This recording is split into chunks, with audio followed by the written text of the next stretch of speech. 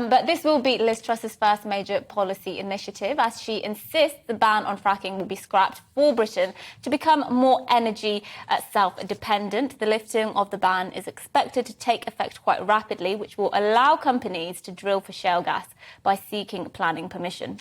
So, however, fracking is being pushed for greater energy security, the practice still remains hugely controversial. So joining us now is Jack Richardson, Senior Climate Programmes Manager at the Conservative Environment Network. Thank you for coming on, Jack. You've written in The Guardian that fracking won't be the answer to reducing our energy bills. Tell us why.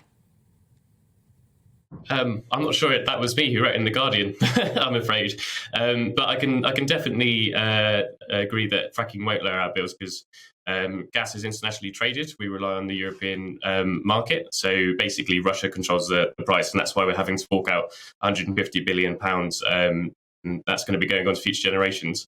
I think if we want to make ourselves energy secure, however, if we're going to lift the ban on fracking, then we ought to do the same with a ban on onshore wind, which is far more popular and can produce power 9 times cheaper than gas can.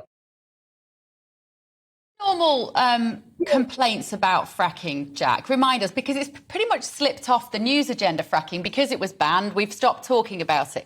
Remind us what the objections are, particularly for those who live in the areas where it's hoped that it's expected this will recommence. So as I remember, Angela Leadsom placed a moratorium when she was Energy Secretary, and she said it's a shame because it could have helped us get to net zero because gas is a transitionary fuel and everything like that.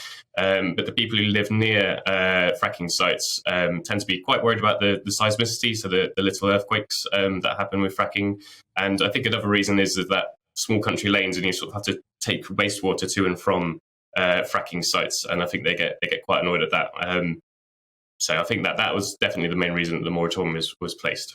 Yeah, as far as I understand it, obviously the details of these plans will be announced in an hour or so, and we'll be able to scrutinise it properly then. But as I understand it, there will still need to be permission from people in the local area as to whether they want, these planning permissions to be approved.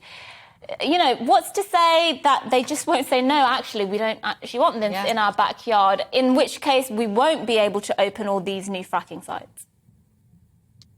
I don't think there is much to say that they'll suddenly want it, especially if the government's going to be paying their energy bills. Usually the new incentive that everyone's talking about is that fracking companies are promising to pay people's bills, but if the government's going to cap them, then maybe that'll sort of reduce the incentive. But as we're talking about people who want energy production in their backyard, we know so many people have been writing to Octopus Energy, for example, asking for onshore wind. There was new polling from Survation the other day that over 80% of even Conservative voters want onshore wind in their back garden, and that's because it can cut bills immediately. There's already onshore wind farms that are doing that. And it's not quite the same story of fracking. For instance, we don't actually know if fracking is economically viable in this country. And then you sort of it would be very difficult to sell it on the cheap to people, given that it's traded at international prices. Is this all for you, Jack? When you obviously know this in great detail, even though you're not writing about it in The Guardian, we now know you must have someone with the same byline as you. But does this for you boil down to a complete lack of forward planning?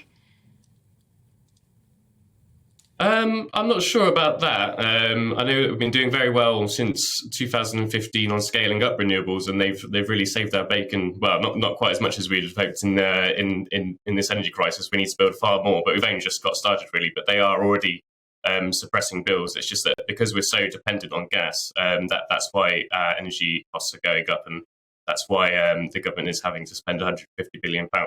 I know that it's taking lots of measures in a new energy security strategy and a new energy security bill to sort of build in more forward planning.